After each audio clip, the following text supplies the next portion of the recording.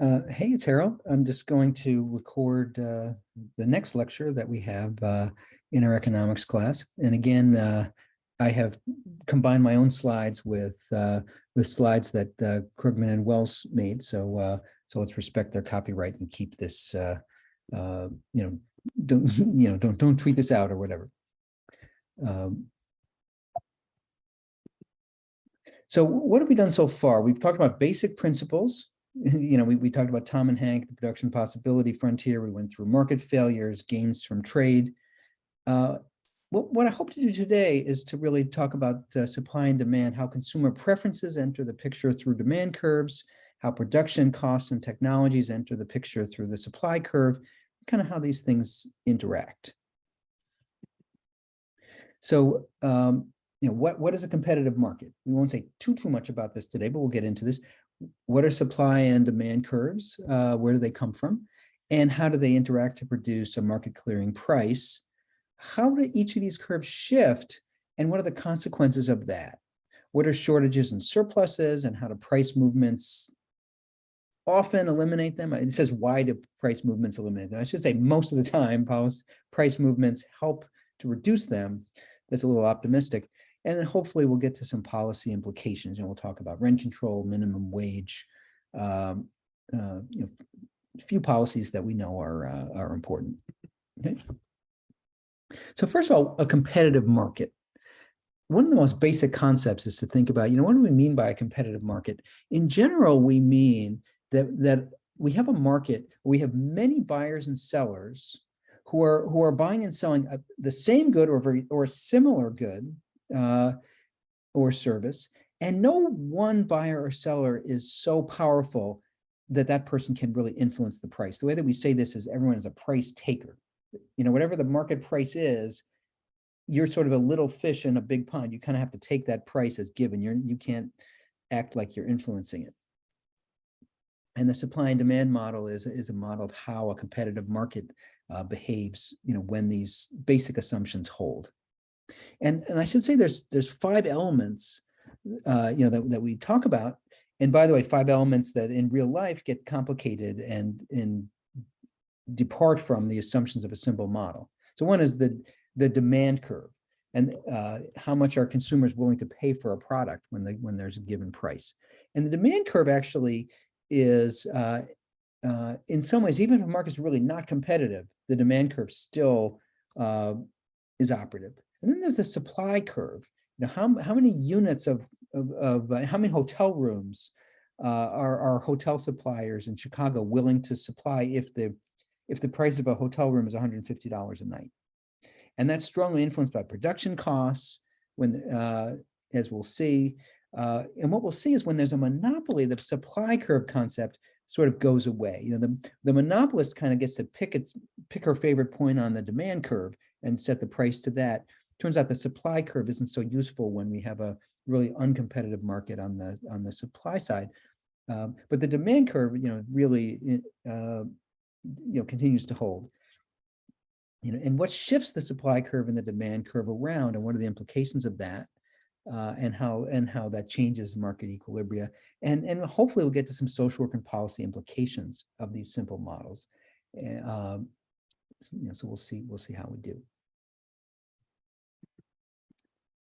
So first is the demand represents the behavior of buyers, and the demand schedule, which, by the way, if you pronounce schedule by pompous British economists, it's a table basically that shows how much of a good or service people are willing to buy at different prices. And you can sort of think of each point on the demand curve as a particular person. There's Harold's willing to pay $1,500 for a camera lens. My colleague is only willing to pay $100 for that same camera lens. And we sort of add up over all the people, we can get the demand curve. So the quantity demanded is the quantity that all the buyers are willing to or able to purchase if the price is whatever it is. So if a camera lens costs $500, the quantity demand is going to be all of the lenses that, we look at all the buyers who are willing to buy a camera lens, of 500, they're willing to pay $500 or more for that camera lens, or maybe to buy many camera lenses, at that price. The law of demand is really just the idea that the higher the price of a good, uh, demand, the less demand will be. We often say the demand curve slopes down. Other things equal, you're going to sell more widgets if widgets are $5 than if widgets are $10. And that's kind of the law of demand. Now, there are exceptions to that. My wife's birthday was last week. I'm not going to buy my wife a $5 bottle of perfume for her birthday. There's things like status goods where somehow the law of demand is a little more problematic. But most goods, it's pretty straightforward. And it's interesting when you look at a good, like, why are people so willing to pay ridiculous amounts of money for Chanel No. 5 perfume? It's sort of interesting to think about. So let's start with the demand curve. As I said, it's the set of points measuring consumers' preferred quantity of a good. Let's say if we're selling basketball tickets, something like that, at different prices. When you're holding everything else constant. Let me say this again. You're holding everything else constant. So we're in the city of Chicago. Everybody's got the incomes that they have. They enjoy basketball, however much they enjoy basketball, whatever. But we change the price of that ticket. If we change the price of that ticket from $80 to $150, how many fewer tickets do we sell? That's what the demand curve captures. And at any moment in time, it reflects all these background factors. So we say holding all else constant. Sometimes you hear ceteris paribus. That's the same. That's kind of the Latin phrase that economists sometimes use for holding everything else constant. So if you just change the price of a good and keep everything else the same, how does that change how many units of that good consumers are willing to buy? Okay. So like here's a demand curve for natural gas. And so if the price of natural gas is $4 per BTU, people are willing to buy 7 trillion BTUs. If we raise the price to 325, people are willing to buy 8.9. Okay, so this is our demand schedule for natural gas. The typical demand curve kind of has this shape, and often sort of has that bowed shape. That's pretty typical. Okay.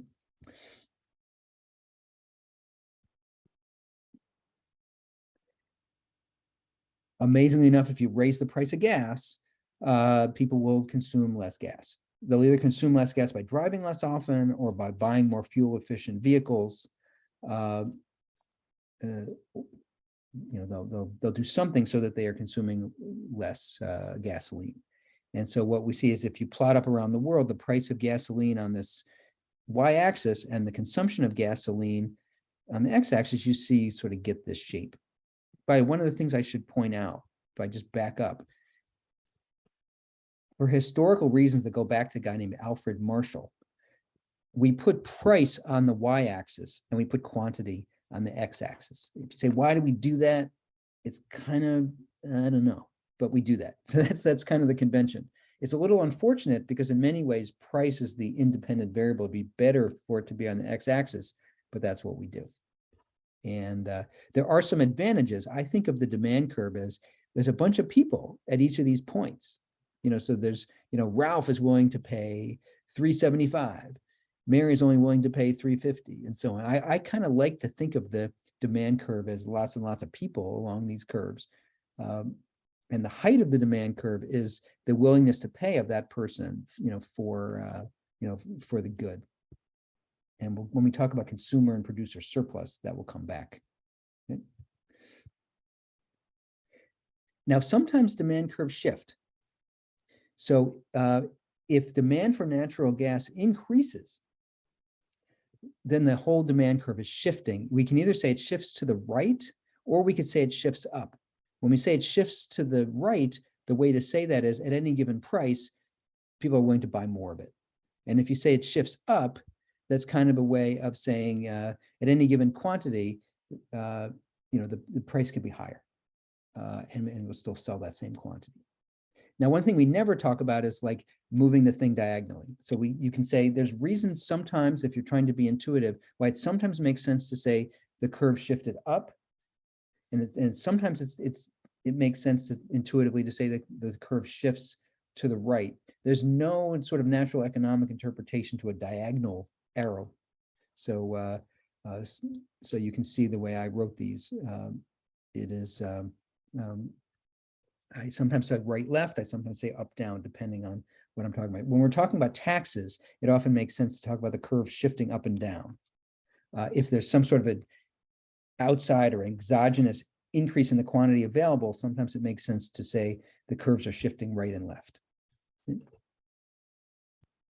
Here's just a picture that I took of a school in a mural that was in a school in Los Angeles. I just like this picture a lot. So I just put that in. So here's an example of a demand curve shifting in an interesting way.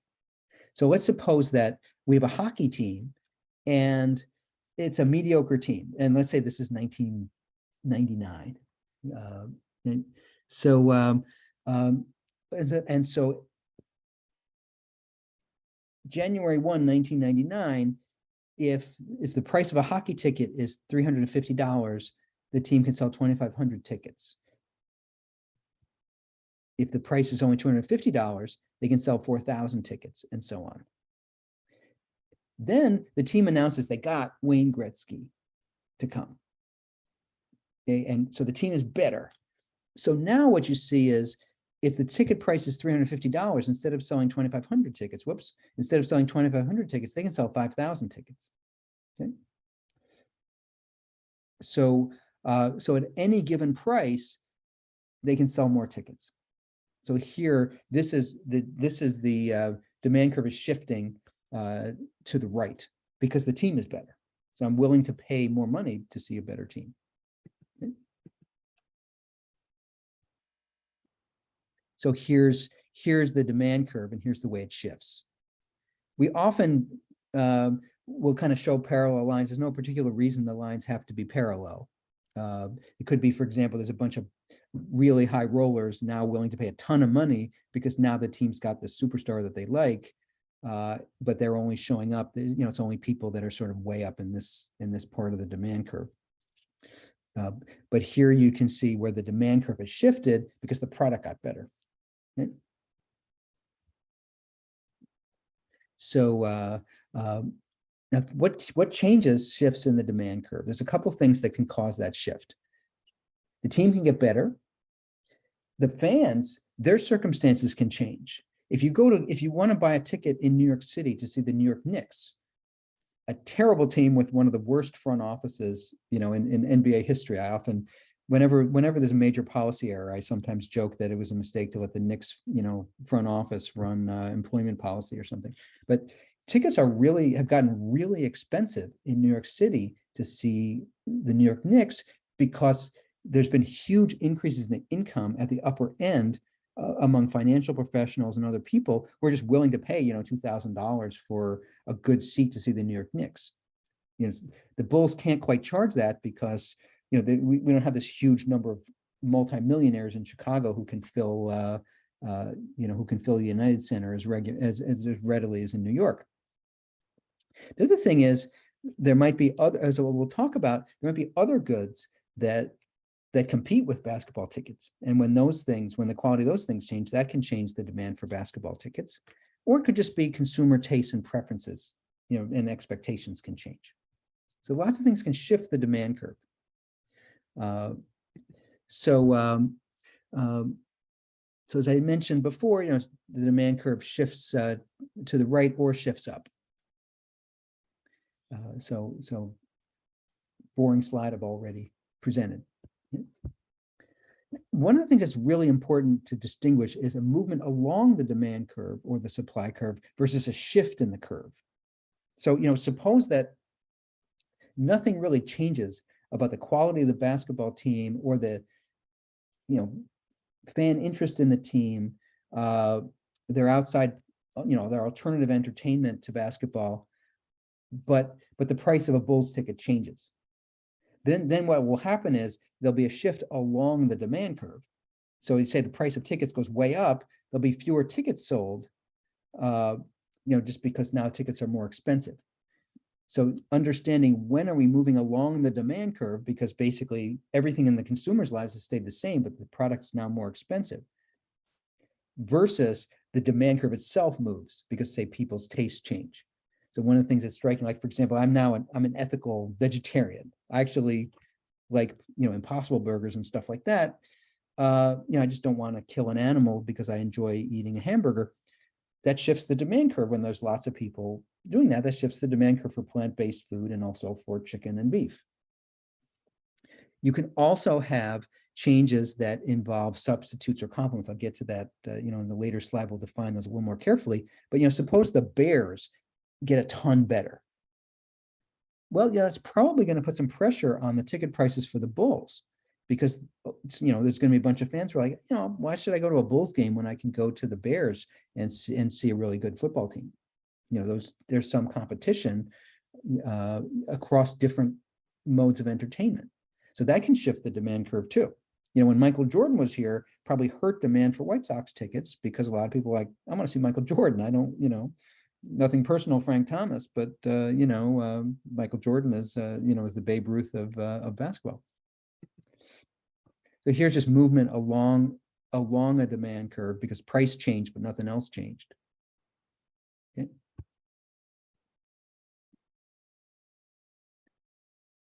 Here's where the whole demand curve shifts. So I think I've already said everything that needs to be said, but just pay attention to that distinction. This is a picture that I took of Barack Obama. He was nice enough to pose for me in front of that bridge that I showed in the last lecture. Now, what about the supply side? We're going to say a lot more about supply curves in a later lecture, but I'll say a little bit about supply curves now. So supply curve captures the amount of a good producers are willing to sell at a given price. And that really comes out of the technology that produces stuff and distributes stuff and so on. It makes it available to the consumer, and the available technology and the cost of the various inputs.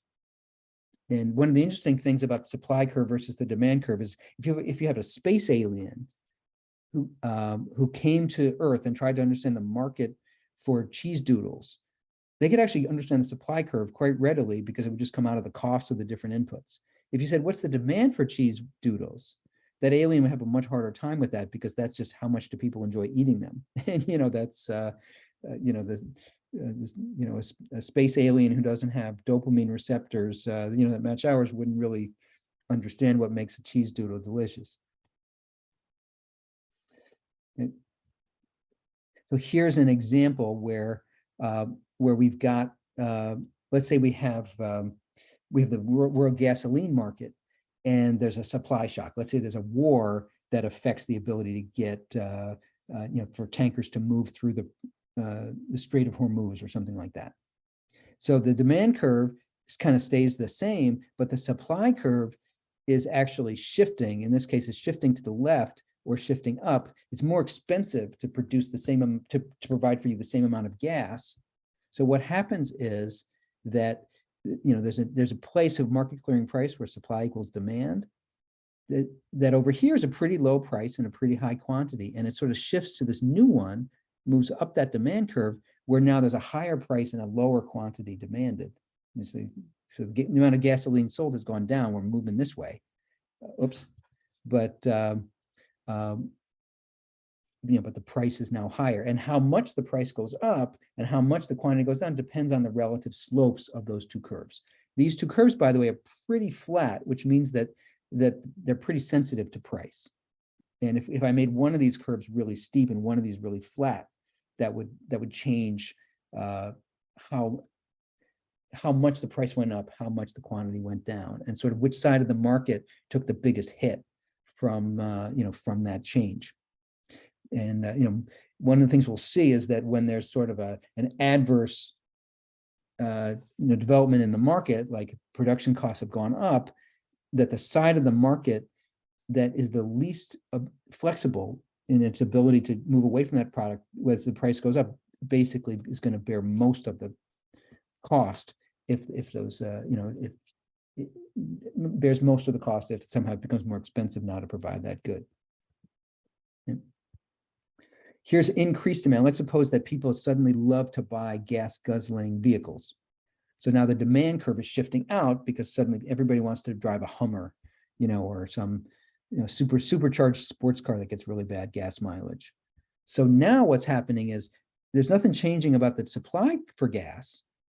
There's same suppliers using the same basic technologies, but now the demand has shifted to the right. So there's more demand. So what happens is when we move along that supply curve, and now we have higher quantity demanded and at a higher price.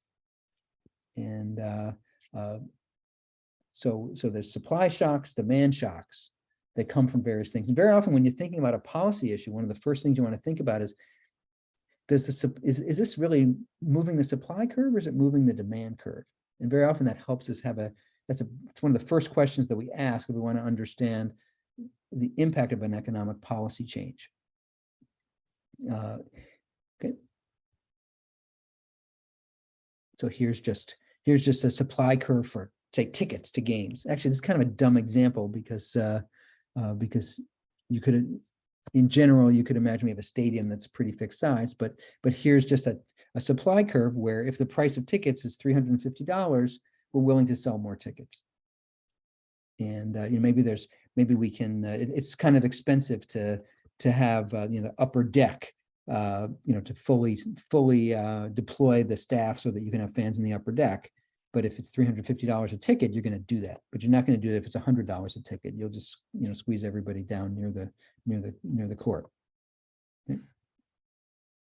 You're just upward sloping. This picture I took at the Air and Water Show. So just upward sloping planes.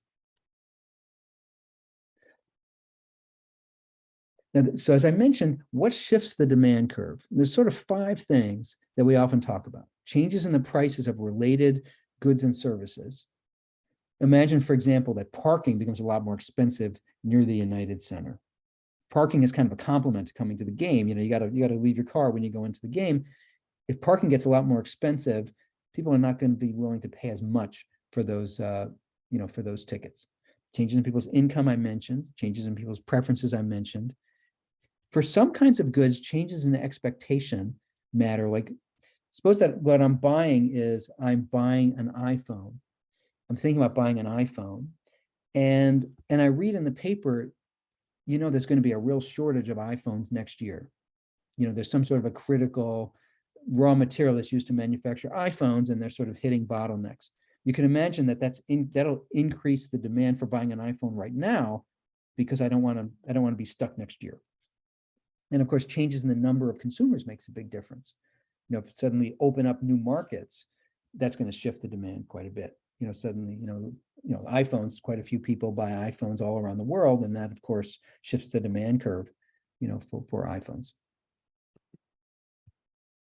So here's a decrease in demand curve shifting to the left, an increase in demand curve shifting to the right. This is kind of obvious stuff.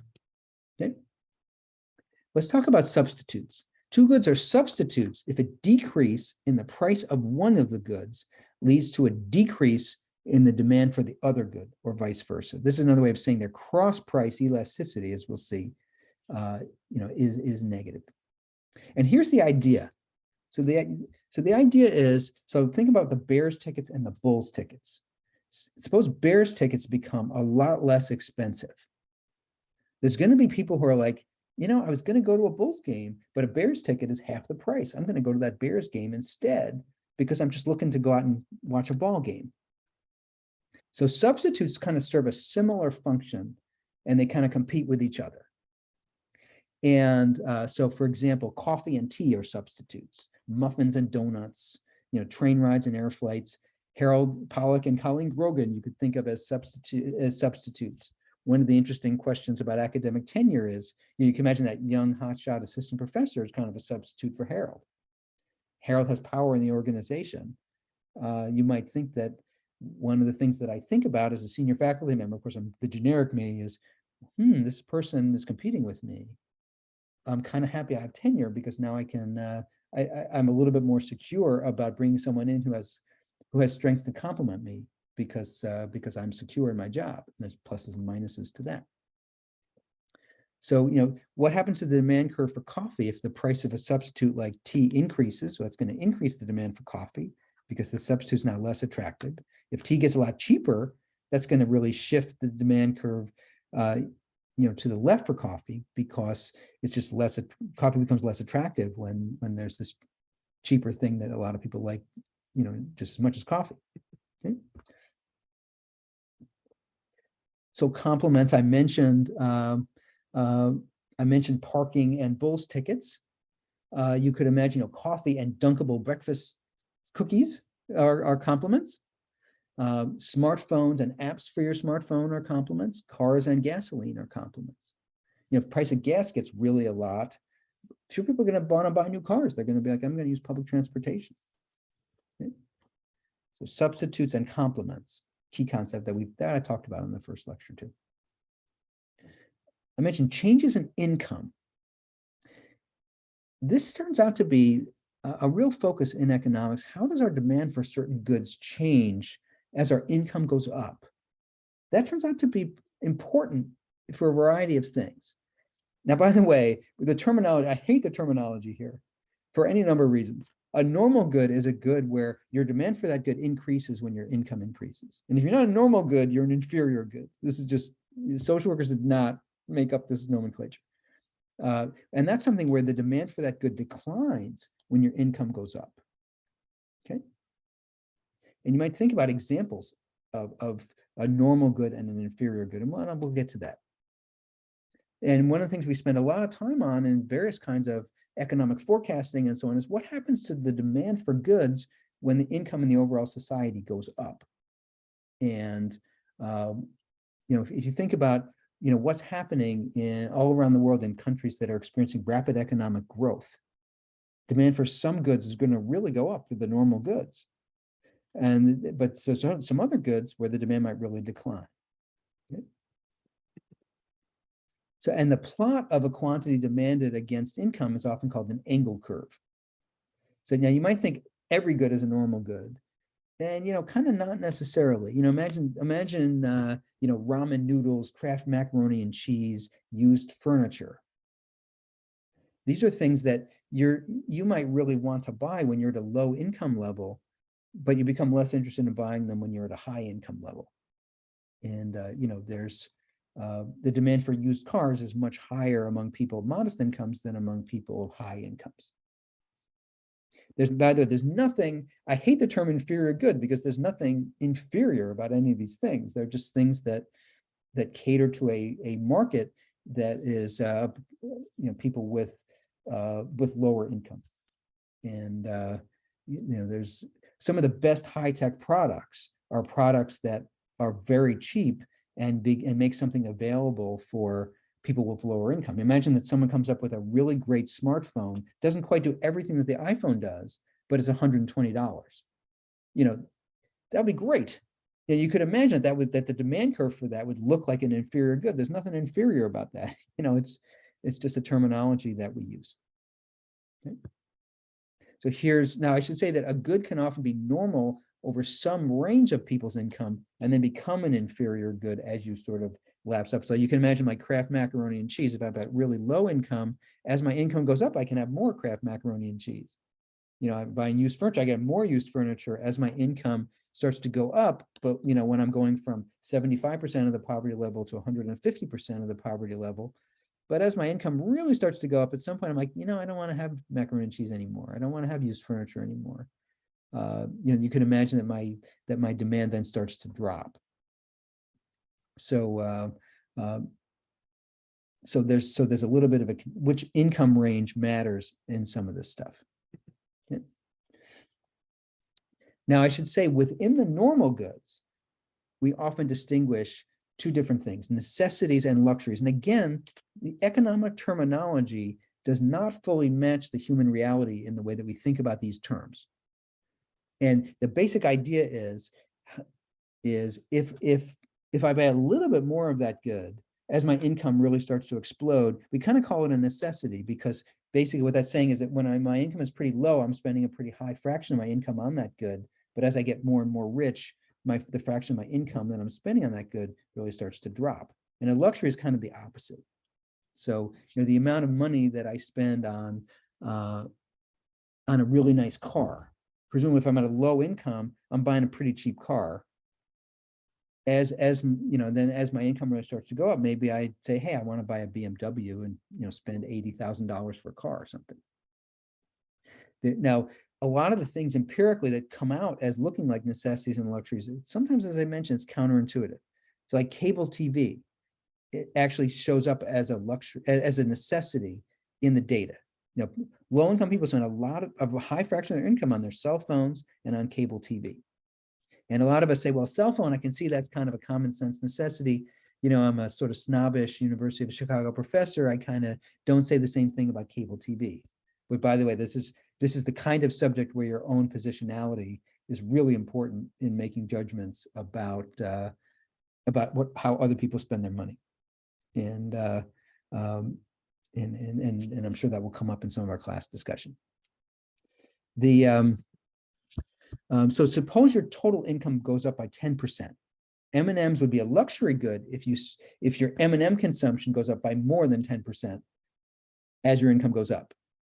They're a necessity good if your M&M consumption goes up, but it goes up by less than 10%. That's kind of the definition of necessity and luxury. If it goes down, if your M&M consumption goes down, then you kind of say it's an inferior good. Okay. So it's just an example that's in the slides. So like cologne, you could imagine being a luxury good. Maybe in this example, I'm spending, as I start to have more leeway, I sort of say, hey, I kind of like cologne. When my income's low, I'm not going to waste a lot of money on it. But now that I've got a little extra money, I'm gonna buy some nice cologne for myself. So that would be an example of the luxury good. Okay. Now there's another thing that is in every economics textbook, which is sometimes called the Giffen good, which is a good for which the consumer demand declines. Almost everything, consumer demand declines with price. That's an ordinary good. There are certain goods where the consumer demand actually increases with price, and we sometimes call those Giffen goods. Now, the example that is often given is potatoes in Ireland in the 1840s. And the idea was that so many people made their living from potatoes that when the price of potatoes went up, people had more money in their pockets, they could buy potatoes. But as I mentioned, some status goods kind of look like this sometimes. Sometimes you raise the price of perfume or certain kinds of status goods. People take that as a status symbol. They're willing to pay a lot. If you look at like Louis Vuitton fashion, I sort of, as far as I can tell, it's indistinguishable from anything else, but it sort of has a status aspect. Oh, I'm going to pay $200 for this tie. And kind of what I'm buying is people can look and say, wow, he's got a $200 tie, that sort of thing. So as I mentioned, I've already mentioned substitutes and complements. Just really important to understand. I won't say too much more about that. Somehow I have 300% of the slides that define substitutes and complements that I need, but what can I tell you? So complements, an example, if the price of breakfast cereal goes up, I'll buy less milk, and peanut butter and jelly, marijuana and Girl Scout cookies. I remember one of my favorite examples of a young lady who was doing really well in her Girl Scout cookies stuff was that she went to a cannabis dispensary and she was selling cookies out front, and she did really well. As I mentioned, substitutes, baseball and hockey tickets, football and hockey tickets. I mentioned, the issue of Harold Pollack, a new assistant professor in my area. We're substitutes, create some interesting institutional issues.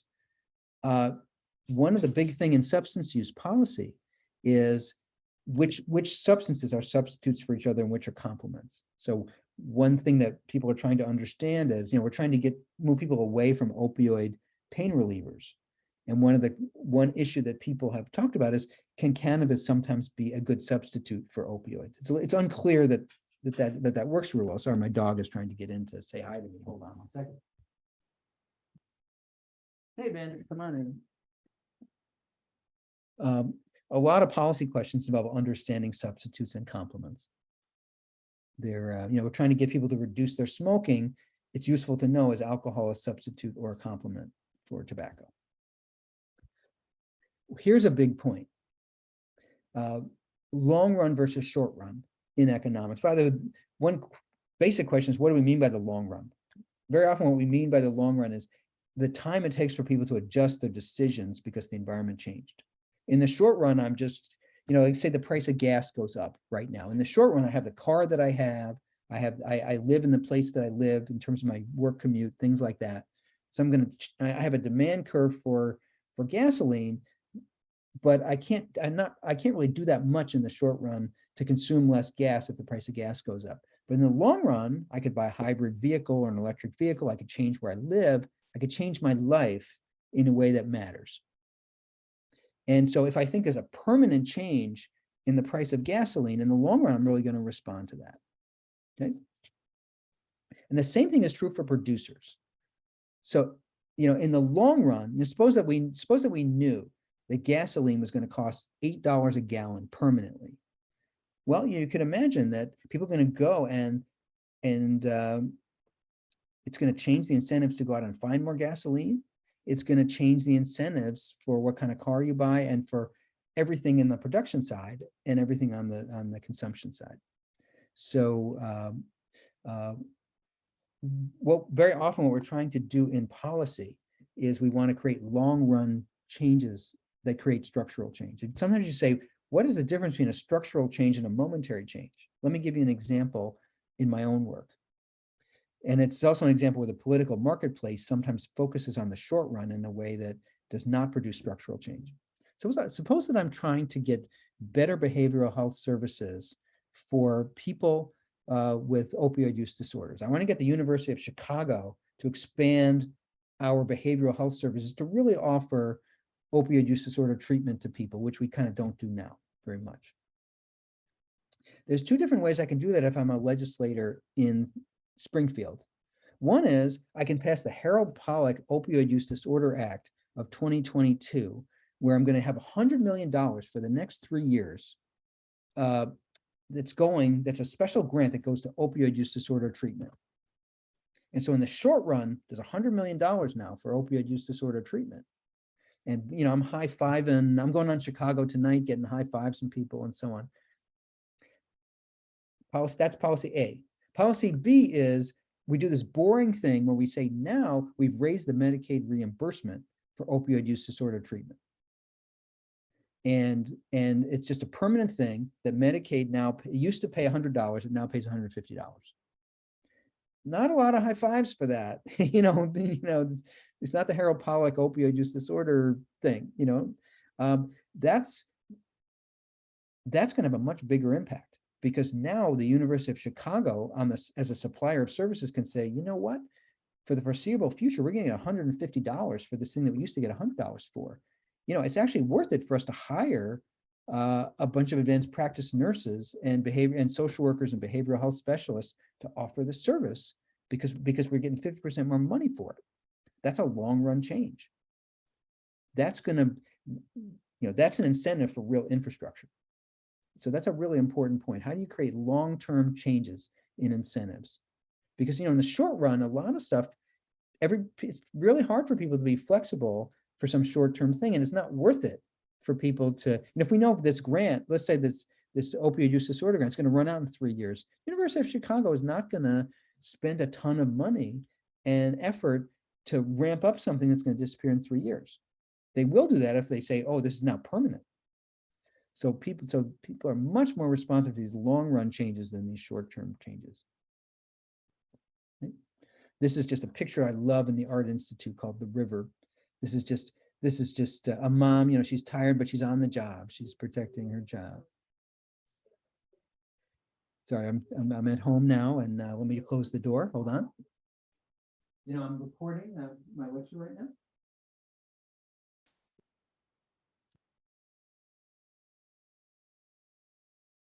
Changes in tastes and preferences.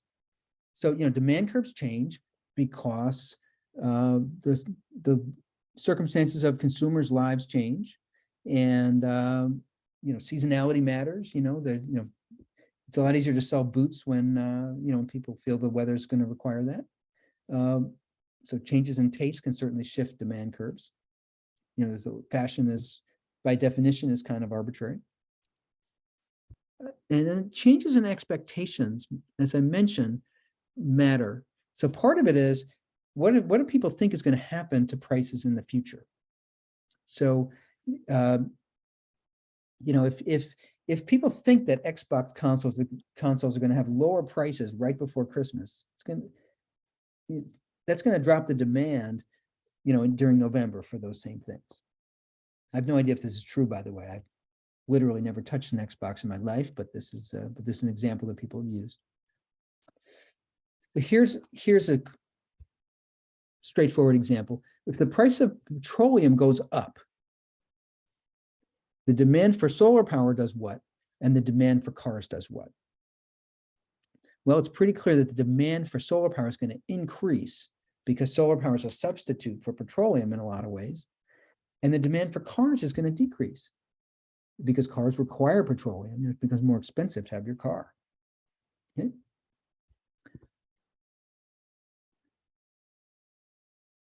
If the number of people increases, the demand for various goods is going to increase with it. Here, in Russia, they've had a decline in birth rate, so presumably demand for diapers has gone down. There, some of the, I have no idea how much the population is changing in Russia, but what can you say? So which of the following, if you say, will cause an increase in the demand for autos? One is price of car tires increases because of a Malaysian rubber shortage. Gasoline prices drop by 50%.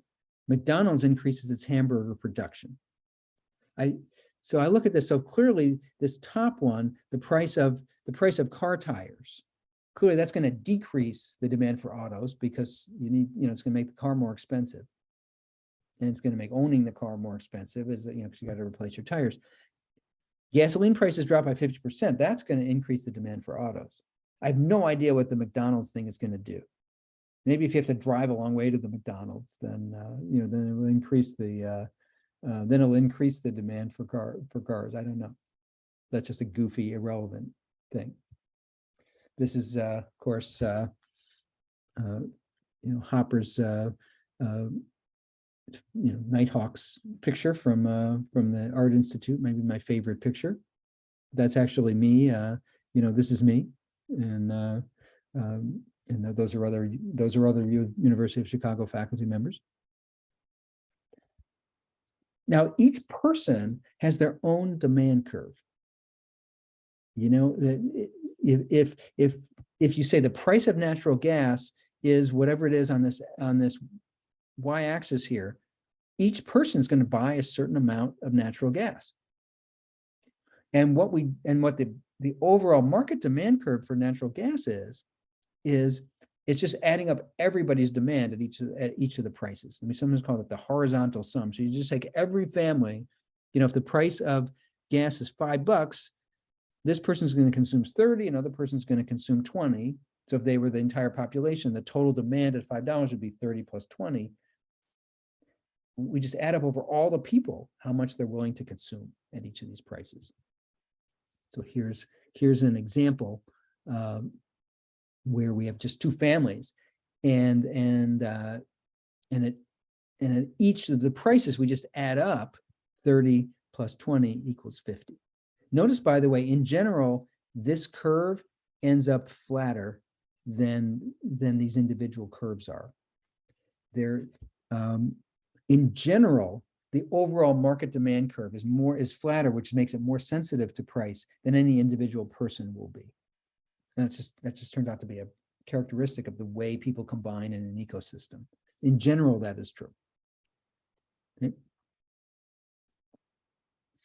So we sometimes, this can sometimes be a little bit counterintuitive. Like you might say, why would we expect that fewer people would smoke if we put a tax on cigarettes? Each individual person, very often people are, once they hit their price point, they're not changing their behavior that much. If you change the price of cigarettes, if you add up over all the people, you see there's a bunch of people, when you raise the price of cigarettes, it kind of exceeds their price point and they stop smoking. Now let's talk about supply, the supply schedule. It's, in some ways, it's the mirror image of the demand curve. So here's Here's just how much natural gas suppliers are able or willing to supply at this price. And it's upward sloping. How steep it is really depends on, is there a bottleneck? The steeper the supply curve, which we often say we'll call inelastic, that's usually there's some kind of bottleneck. Like you really can't, the economy cannot get up to 13 trillion BTUs. There's some natural bottleneck or whatever that it starts to really go vertical before that. So whenever you have a bottleneck, that supply curve starts to get really steep. When there's a lot of flexibility to add more capacity, that supply curve tends to be flatter. As prices rise, the quantity supplied rises.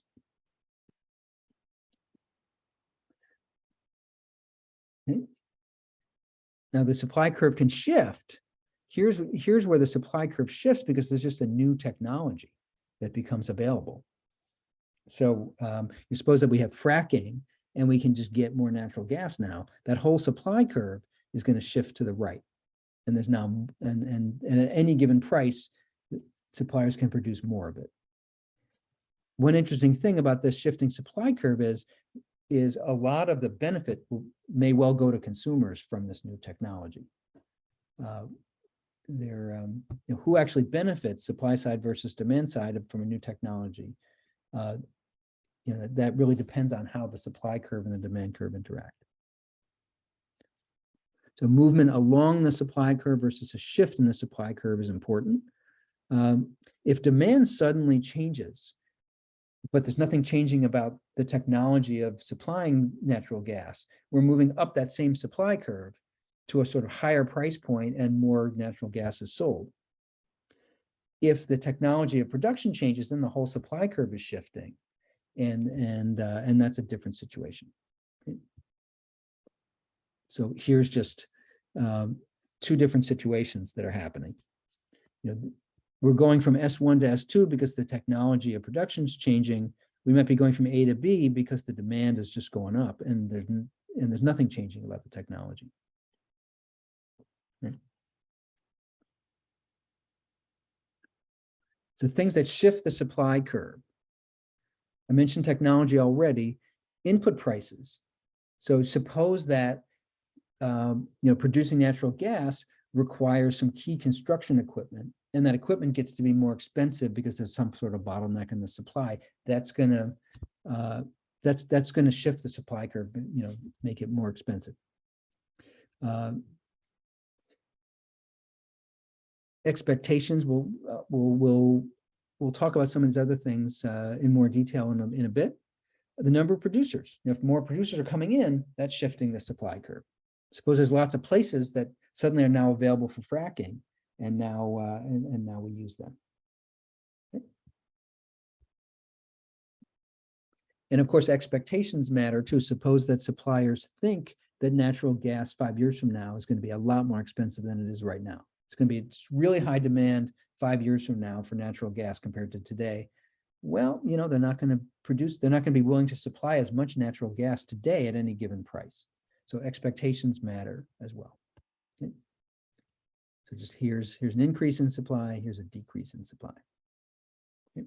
This is just a picture of the Charles River over the, I should say it's in the port of Boston.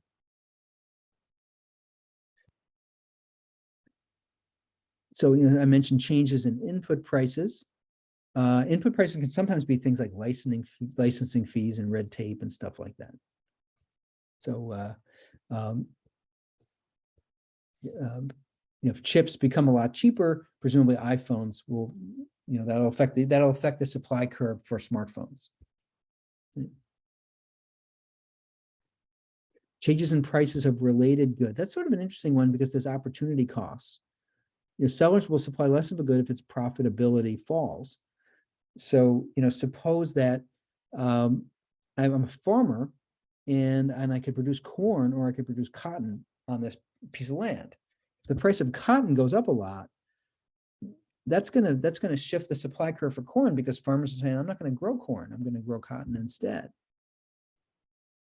Now, if there's complements in the production process, sometimes that can go kind of the opposite way. So, you know, if we're processing pork and all of a sudden lard becomes more profitable, lard is a byproduct of pork production, well, that'll make us more willing to do pork processing, unfortunately. Yeah. Changes in technology. That is where a lot, oh, sorry, that's the supply curve. I don't, not his supply curve. There, I think that actually may be a Krugman and Wells typo, but in any case, it's kind of embarrassing. And I think this changes in expectations is kind of interesting. There, you know, because people do think about the future price of something. You know, I could, particularly when things are durable, that makes a big difference. You know, if I'm mining gold, then do I sell that now or do I hold on to it? It's a little different if I have a good that is perishable, then I can't be quite as attentive to what's going to happen in the future. Changes in the number of producers. When more producers enter the market, that's going to shift the supply curve to the right, and that's generally going to reduce the equilibrium price, you know, that consumers pay. If sellers are leaving the market, that's having the opposite effect, and it's shifting the supply curve to the left, and it's usually increasing the equilibrium price if the demand stays the same.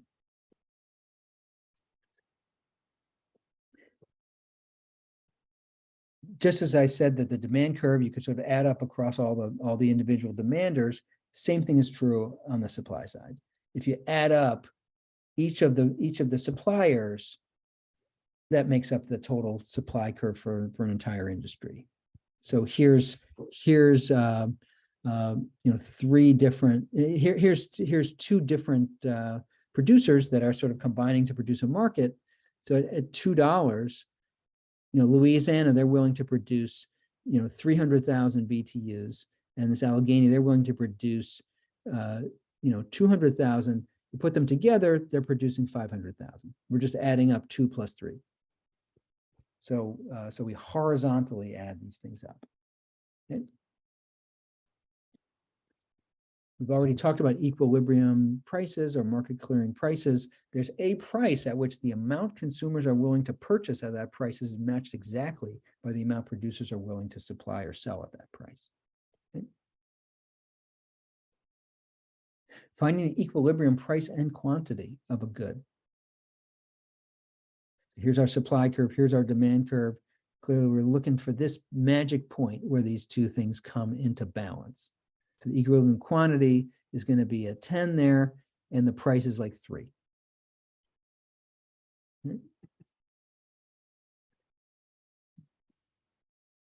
Magic. A lot of assumptions going into this, but pretty magic.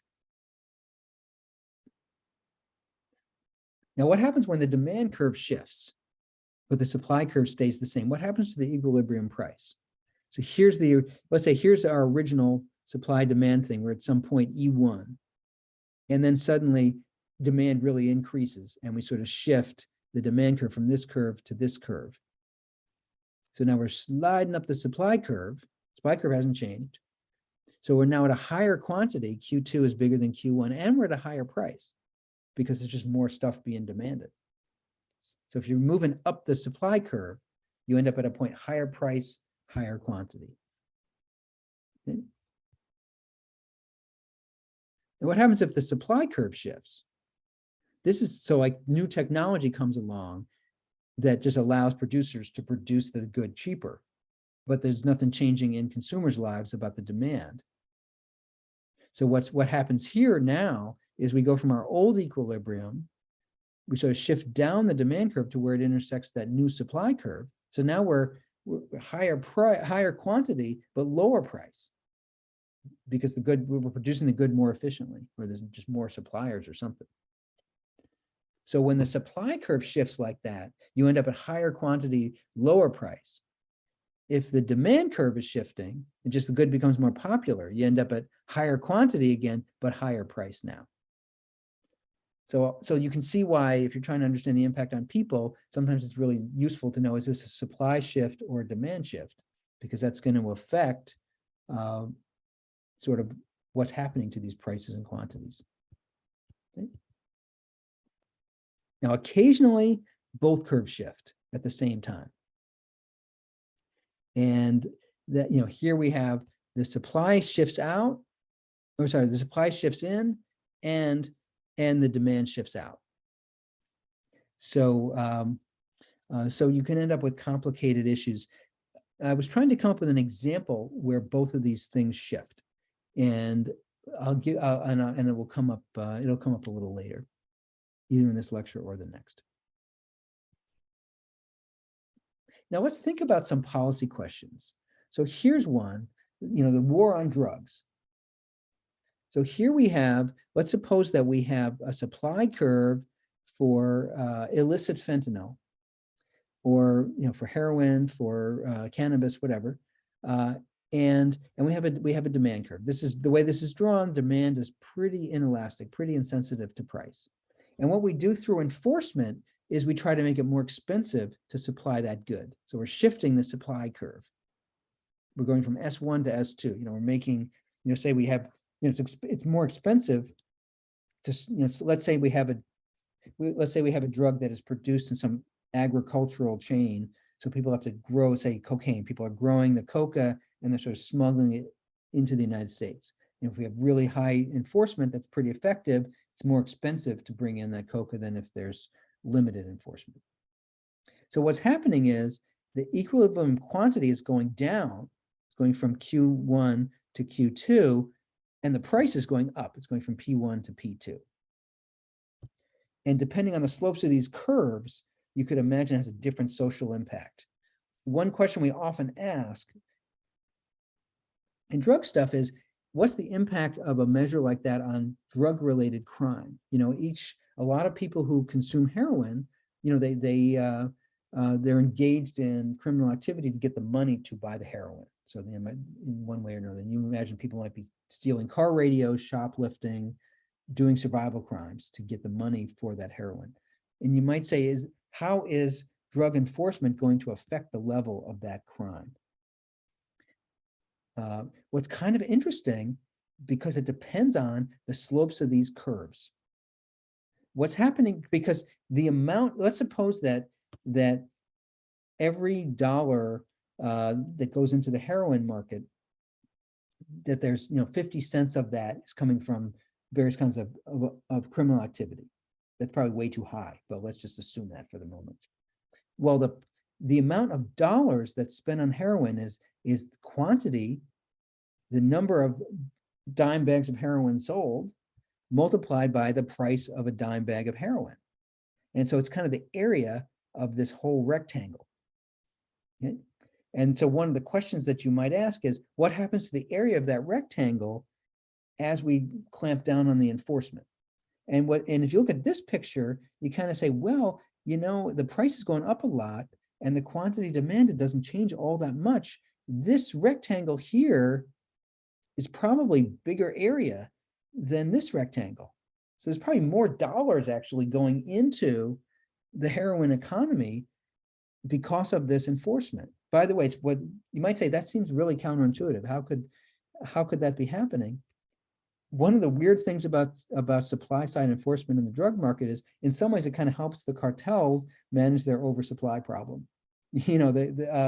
It's limiting the supply that's available on the street that actually makes it easier to maintain a high price in a pretty competitive market. So there's sometimes some weird counterintuitive impacts to aggressive enforcement. But if this is the right picture, there might be some public health benefit. Fentanyl's killing a lot of people. We want to reduce that queue. Independent of any crime issue, we want to have, we really want to get people off of some of these really dangerous substances. Now, I personally know 4 people who died of opioid overdose in the past couple of years, and that is not good that that we've had this opioid epidemic. But if our goal is crime reduction, this thing may actually be counterproductive to that goal. And if we had other ways to help people with opioid use disorders, first of all, it'd be more humane than a lot of the enforcement we're doing, but actually might be more effective in crime control if we say, you know, let's help you get into treatment and reduce your quantity demanded in that way,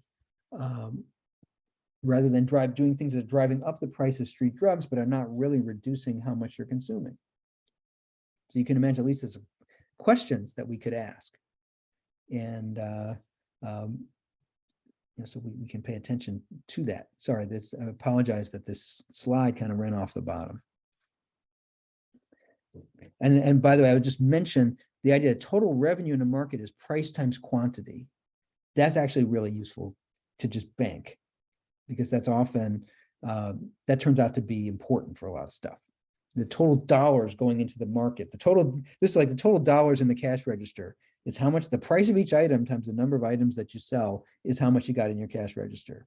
And that's what this rectangle is showing you. Okay. Now, one thing we're making a bunch of assumptions in this model.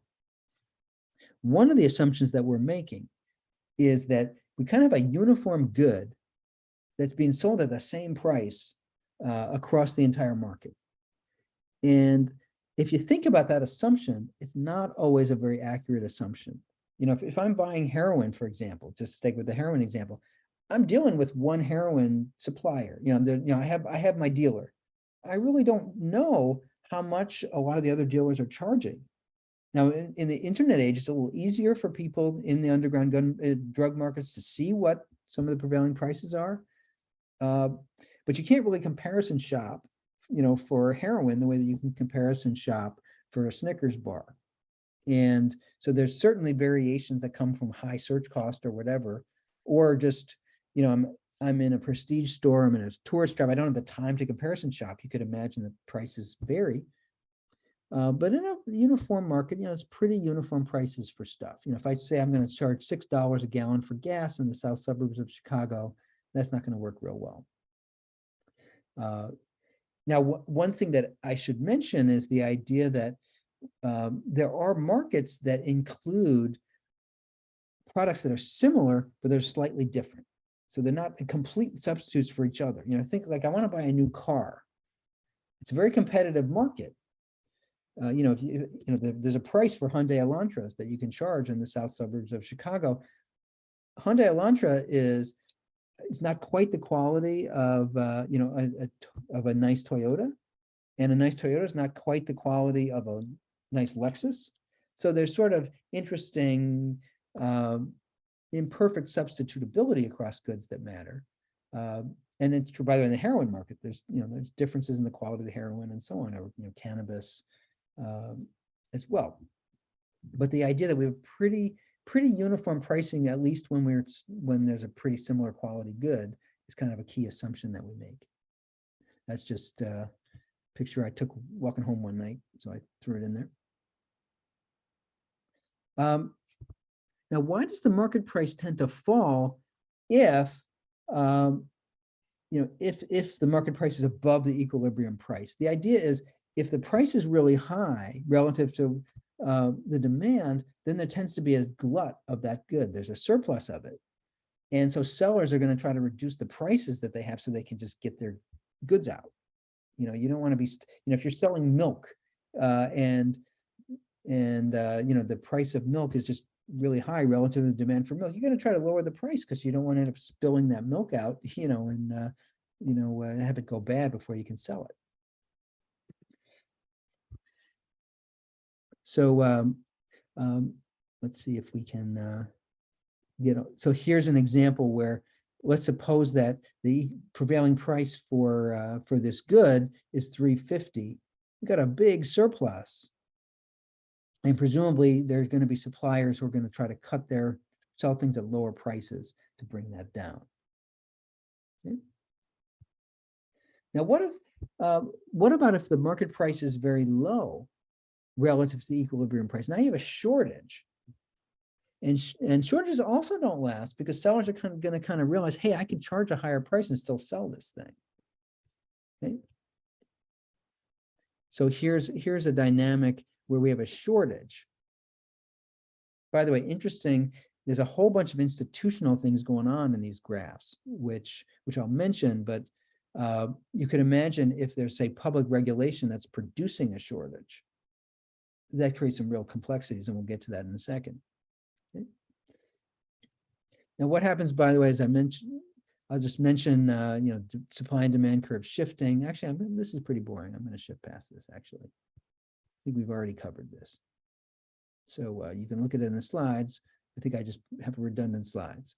By the way, this is just a Southwest flight. I don't quite know why they tried to make it look like a World War II bomber or something, but that was just a plane that I saw sitting on the runway.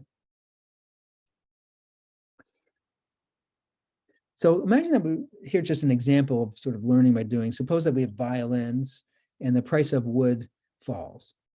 So presumably the price of violins is going to fall and the quantity of violins sold is going to increase. Kind of obvious, but just an example. Here's an example where the supply and the demand curve for something might shift in a pretty interesting way. So suppose that, so in the labor market, workers are the suppliers and employers are the demanders. So suppose that we go and we say, every employer has to offer nice health benefits for direct care workers. That's going to have two effects. On the demand side, it's going to reduce the demand for healthcare workers, direct care workers. Why is that? Because now each worker is more expensive, effectively. So that's going to decrease the demand, but it's also going to increase the supply of workers. Why is it going to increase the supply of workers? Because at any given wage, it's now more attractive to be a direct care worker because you also get health benefits. So it's sort of interesting. Well, that it's a little unclear which way the equilibrium will go, and we'll talk about the economics of mandated benefits probably more next class. But sometimes that's an example where both the supply and the demand curve are shifting. Most of the time, one side of the market's really going to dominate in how much they shift. Okay. So I'm just going to, I'll come back to this, but I'll just mention occasionally you have both things shifting. And so this is just a nice way to work out all the possibilities there. And you can see if the demand decreases and the supply decreases, clearly the quantity is going to decrease, but the price change is going to be ambiguous. That's what's down here. The example that I just talked about is kind of down here, where the supply increases of direct care workers, but the demand for direct care workers is going to decrease. Whoops. So what's going to happen is the prevailing wage is actually going to go down a little bit because now the wage also includes the health benefit. And it's a kind of a non-wage benefit, but it's a little unclear whether there'll be more direct care workers hired or fewer, depending on which side of the market's responding more aggressively. If a ton of people suddenly want to do this job, you could imagine, even though the wage is a little lower, that you actually have more, that you now have more healthcare, more direct care workers hired. If employers really don't want to, the demand really declines and the workers don't value that benefit that much, you could imagine that you have the opposite effect. So it depends on how much workers value that mandated benefit relative to how much employers feel like, wow, this is an additional burden on us. Just here's a supplier and a demander negotiating a price. Here's just a practice question. Consumers in Mayville consider houses and apartments to be substitutes. There's an increase in the price of houses in Mayville at the same time that 3 new apartment buildings open. So what's going to happen in the markets for apartments? What do you think? Well, the increase in the price of houses, since these are substitutes, is going to increase the demand for apartments.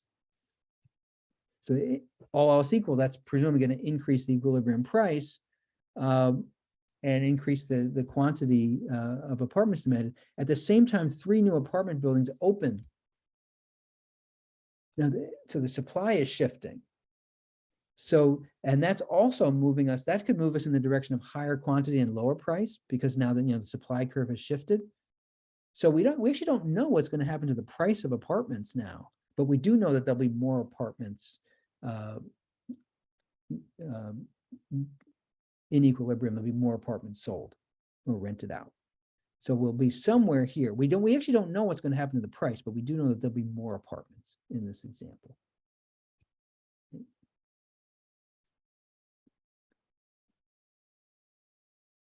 Here's just more, price above equilibrium creates surplus. Let's get past this. Okay, but when are you going to get to policy? This is just a hawk that I took a picture of a hawk in south suburbs.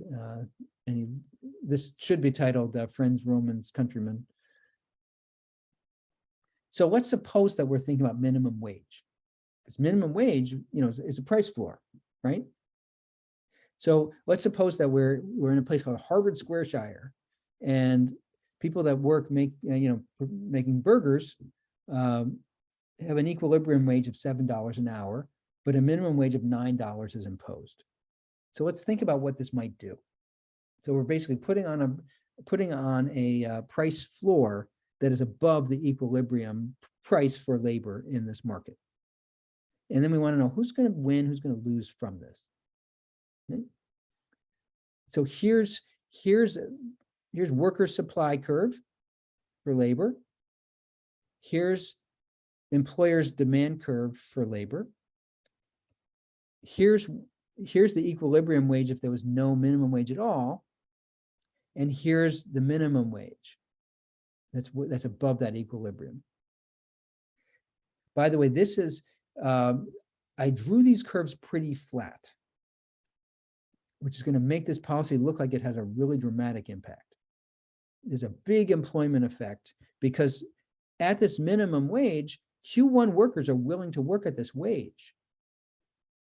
But employers only want to hire Q2 workers at this wage. So there's a big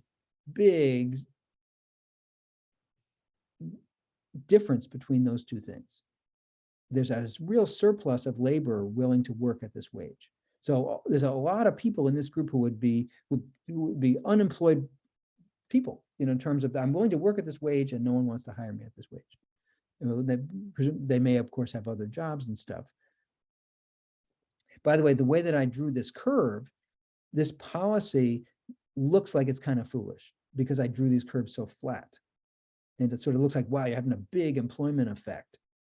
And one of the things you might want to pay attention to is when someone is giving an argument about a policy, they have an opportunity to draw the graph that is polemically in their favor. If I drew exactly the same graphs, but I made the supply curve and the demand curves very steep, the graph would look a lot different. And they're both completely consistent with economic theory. And it's an empirical question which of these graphs, what the slopes of these curves are. But clearly in this case, what we will see is we're going to end up at this point where the demand, this is how many workers local restaurants are willing to hire. And so there's going to be, so this number of workers basically are kind of the losers from this because they would have had jobs in that sector and they're not getting jobs. But all of the workers who are sort of, in this Q2 space, they're kind of working the same job and they're getting paid more money. So they're kind of the winners from this. There's winners and losers from this, and I'll talk about that. Okay. So so you can go through this again. The way that I drew these curves, it looks like it's a really dramatic policy effect. And so the winners include employed low-wage workers whose wages rise, who have minimum wages. And the losers are the people who lose their jobs. And also, of course, the restaurants make less money because they're paying a higher wage. And also the people who eat hamburgers. Hamburgers become a little bit more expensive now, right? Because labor is more expensive. So you could imagine that this policy has winners and losers. And we have to look at the data to figure out, for example, one of the criticisms of the minimum wage policies which turned out not to be well supporting the data, was that a lot of the benefit was going to kind of teenagers and people, say teenagers who lived in households that had pretty high incomes anyway. And it turns out actually minimum wage had some real benefits. A lot of these winners are people who support families and who are now above the poverty line because of minimum wages. And there's some really nice, I'll get you guys some references to some really nice minimum wage research that shows, you can't go gonzo with minimum wage, but the minimum wage definitely helps. This winners and losers, I figured I'd put in a goofy selfie there.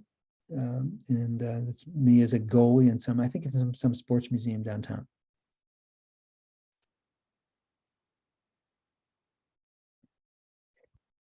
So price below an equilibrium level creates a shortage. And I'm actually going to pause the recording now and pick this back up because I have to take my wife out for her birthday. Okay, so I'm back, and here we have a price that's below the equilibrium, creating a shortage. So, tickets are actually sort of an interesting case, like Bruce Springsteen tickets, something like that, where there seems to be an embarrassment of allowing the $250 ticket. So they charge $150, and then predictably there's a large resale market that that deals with that.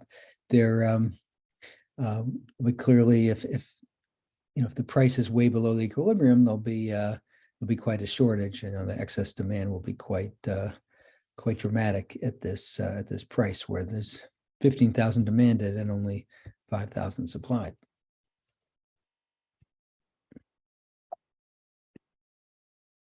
Now let's talk about something that's actually a real public policy, which is, as I mentioned in the first class, rent control.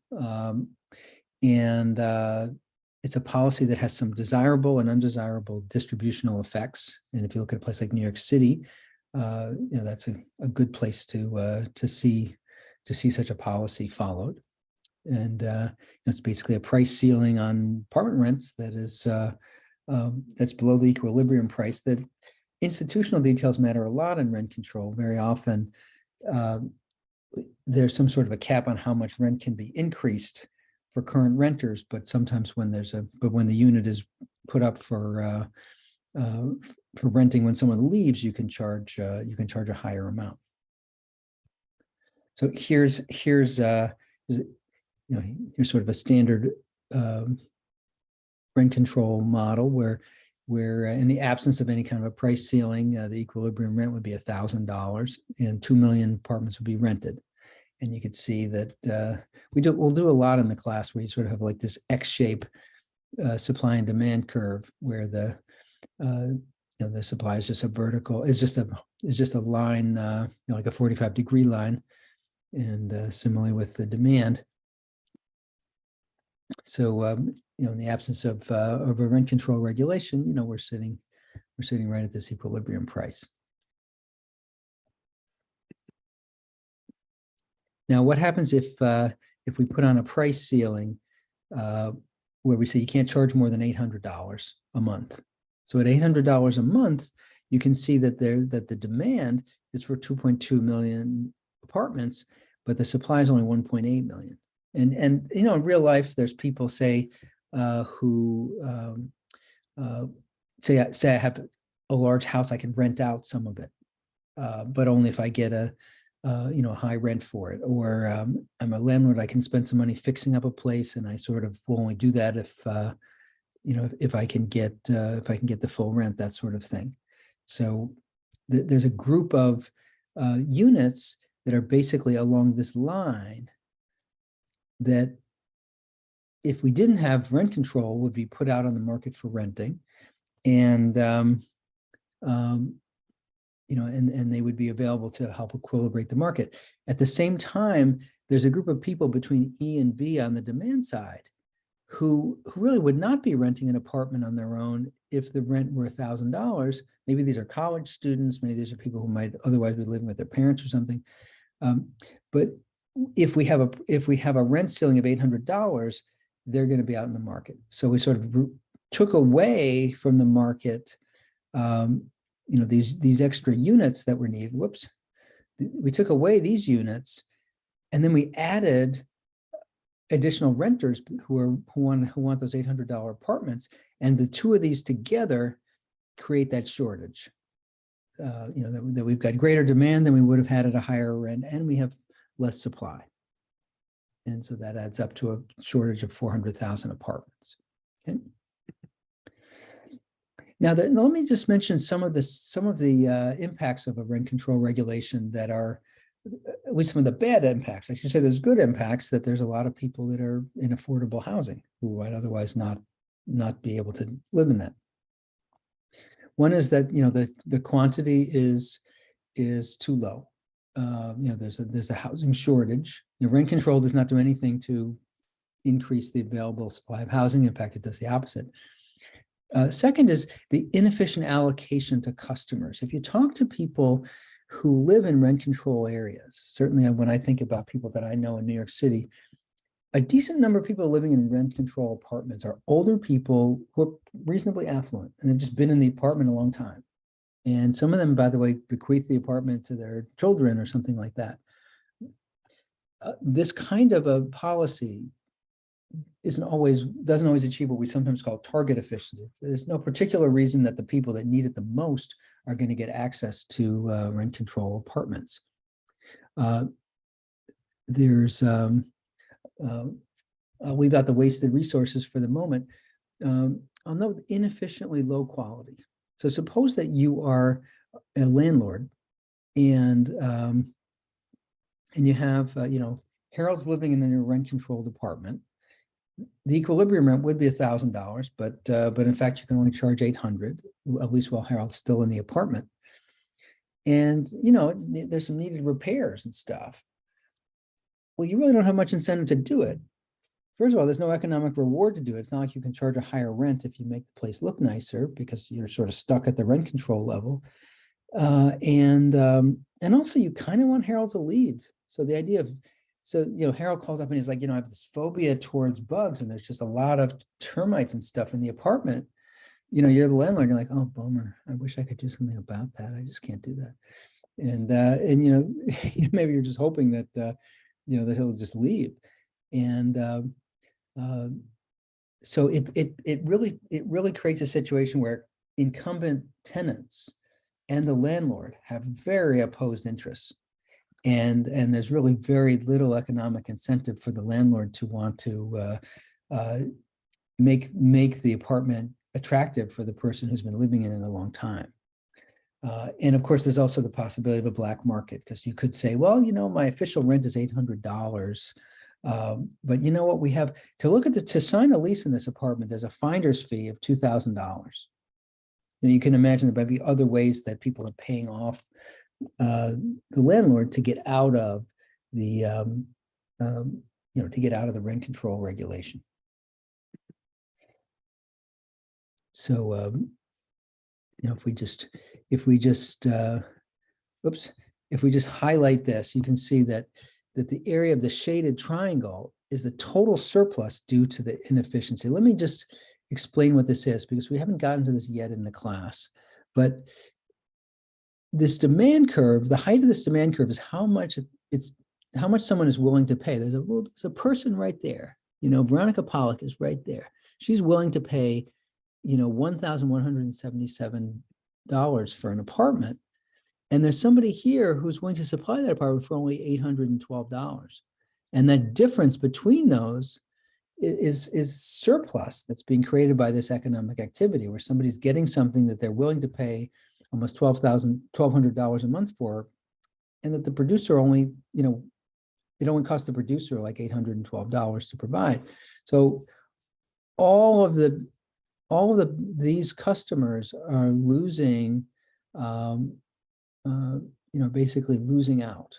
These customers are losing some benefit, and all of these producers are losing out whatever producer surplus they would have made if they could have leased an apartment to one of these people. Right? So the quantity that's being provided is just too low. We're sort of stuck at this point, and all of the benefit to either producers or consumers to the right of that point is just lost from this policy, and that's inefficiency. Okay. There's there's benefits to the policy, of course, because everyone who has an apartment is paying a lower rent. And then there's the misallocation to apartments, and I think that this is one of the real issues, that there's no particular reason this policy is finding housing for the people who need it the most. And in fact, you might find the opposite. A lot of people get apartments in a heavily rent-controlled situation through luck or through personal connections. And if you have social capital, that'll make a big difference for you. And because there's a shortage of apartments, landlords have much more scope to discriminate than they otherwise would. And so one of the things, if you go to like a legal clinic, if you went to the legal clinic at Columbia University or NYU, one of the sad things you would discover is that very often the law students who staff the clinic are paying lower rent than the clients that are coming in, for help. And landlords have an ability to be picky, and in whatever discriminatory preferences they have, can make themselves felt. And we know in the Section 8 housing area that in a variety of ways, landlords often charge a premium for people that are Section 8 voucher holders. Then wasted resources. So people expend a lot of time, money, and effort to cope with shortages that are caused by a price ceiling. In the old Soviet Union, the old USSR, the average time in line for a Soviet woman was 2 hours a day, 7 days a week. So, when there's these shortages, basically, you got to just spend a lot of time hunting stuff down. And so that's just a factor. And of course, there's missed opportunities where people would benefit a lot from an apartment, would be willing to pay more to be in an apartment because they have a particular need for it. And the landlord might have benefited, but rent control prevents that from happening. There's the way people sometimes put it is there's capitalist acts between consenting adults that we're just not allowing to happen, and that creates a loss. Again, here's that inefficiently low quality issue. So if sellers can't raise prices, they're going to reduce the quality of the services that they provide. And it is, when gas prices were controlled, full service gas stations went away. I can't say that was a huge tragedy, but we do see with rent control that there's some there's both reducing the rewards for keeping the place up, and sometimes very concrete incentives for letting the quality erode because you just want your current tenants to leave, and that just creates an enormous problem. And then we should mention black markets. So a black market's a market where goods or services are bought and sold illegally, either because they're prohibited or because the equilibrium price is illegal. So, tenants bribing landlords, just paying extra. And those kinds of, it's interesting, the black market reduces some of the inefficiencies that come with public policy, but boy, it comes at a cost. And one of those costs is it encourages, in general, disrespect for the law and puts people who are honest and behaving with integrity at a competitive disadvantage. And that's something that we would prefer not to do. Now, how about a price floor? So, we see this a lot in agriculture. Those of you that remember the New Deal from SSA 300, we had agricultural price supports. These would be good examples of a price floor. So, we're going to prevent, there's a minimum price that butter can be sold of $1.20. And so you do that, and what happens? Well, there's a bunch of people who would have been happy to have bought butter at the equilibrium price of $1, all these people, but they're not going to spend $1.20. So these people stop buying.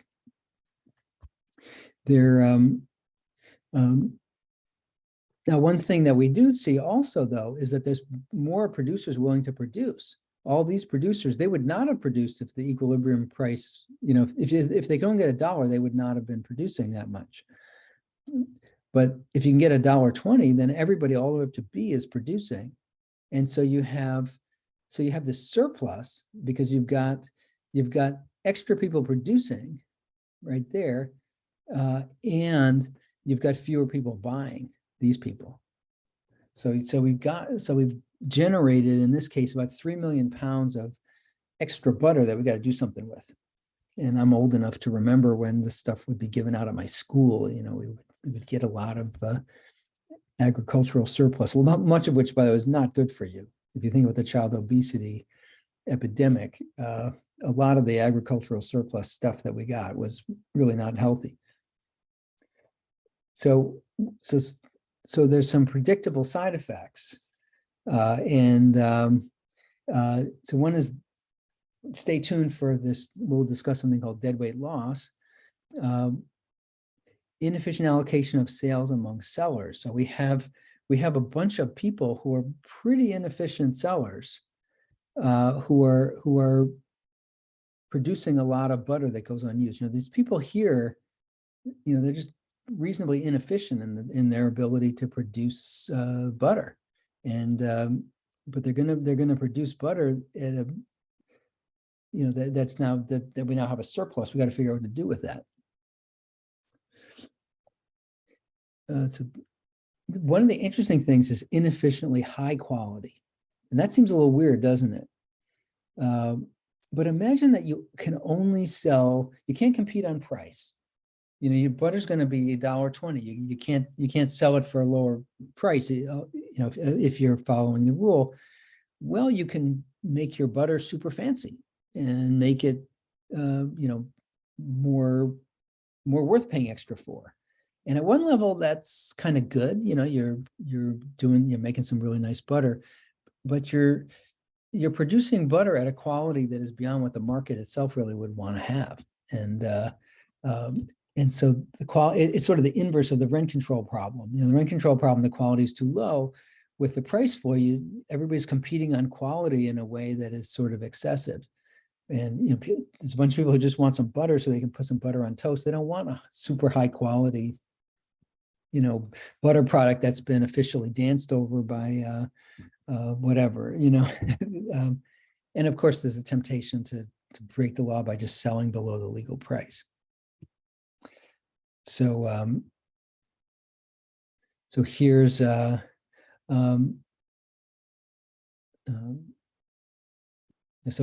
here's the price floor aspect. Let's see. So we've got the deadweight loss. We've got the whole thing. Got the whole thing laid out here. The deadweight loss is basically the inefficiency that comes because here's a bunch of people who are just not buying, and then there's people that are there's all these people that are making extra, who are inefficient producers who are producing. So, you know, the high cost firms continue to operate, and we really would want more low cost firms. Now, one of the examples that's not butter, but is a real one, is airlines. So before 1978, the U.S. government controlled the fares, the routes, and entry of new airlines into the airline business. And so one of the things that happened was that, you know, they had a price floor on flights, say from New York to Los Angeles or from Chicago to Paris. And when they deregulated U.S. airlines, which Ted Kennedy was one of the major deregulators of, and his then aide Steve Breyer, ticket prices fell, and a lot more people traveled, and in a lot of ways it was better. And I will say, by the way, you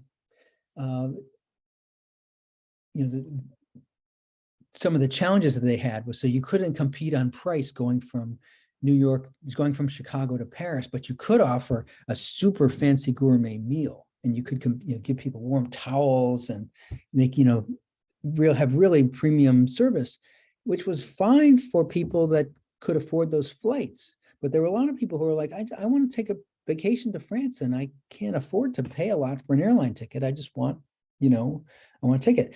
I actually flew to France last week, and I was on a basic economy seat, and I was not, I actually had to check my bag. I could have one personal item in the, that would slide under the seat in front of me, but nothing in the overhead bin.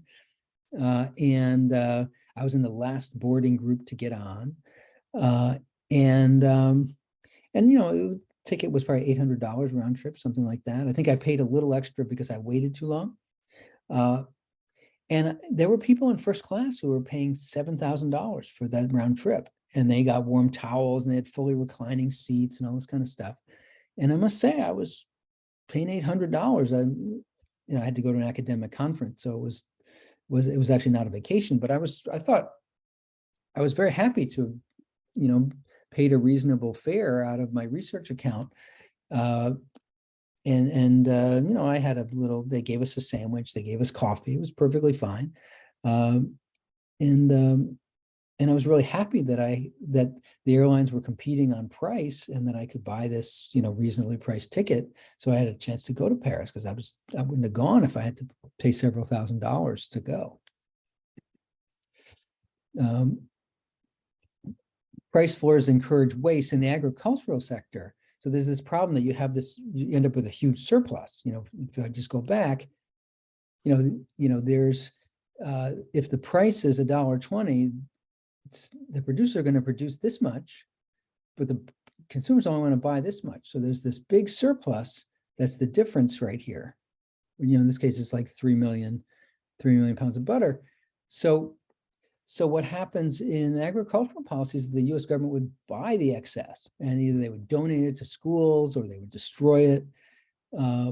It was very wasteful, and it also led to some. I think from a public health point of view, there was a real problem, because we started feeding kids all sorts of cheese and agricultural stuff that was just not particularly nutritious. So, so really, here's my basic economy seat. It was, I was just really happy to pay a lower fare and have less fancy food. You can buy a sandwich for a beautiful sandwich in the airport for $12 and just bring it on the flight. You don't need to. No reason to pay a huge amount of money for a fancy meal on a plane. On the price floors encouraging black markets, that's a real issue that shows up a lot. And one of the places where it shows up in the labor market is where you have minimum wage. And when you have a really high minimum wage, which definitely brings some equity benefits, a lot of workers who can't find a job at that minimum wage have under the table jobs at where they're getting lower wages. And in Spain, it's estimated a third of the unemployed have under the table jobs. And if you do any, I'm interested in disability, a lot of people on SSI, where there's very punishing rules about what happens if you have a job, people have work in the informal sector. And that's, and when you have a high minimum wage, you really, you do have issues of that nature. Now, I should say that there's arguments, the reasons why we have price floors that I think are worthy. And, the data on US minimum wage is that, wow, this has actually helped a lot of people get out of poverty. So I don't want to completely trash these policies. And this is a slide that came from the book. I kind of don't like this because it's sort of condescending. Government officials often do not understand supply and demand analysis. This isn't rocket science. People understand it. They have different value judgments. So I think I'm going to remove this bullet from or add something to it, because it's kind of condescending. This is a picture I took of President Obama's farewell address, and just a nice picture. And with that, I'm going to stop, and thank you so much for for listening to this YouTube lecture.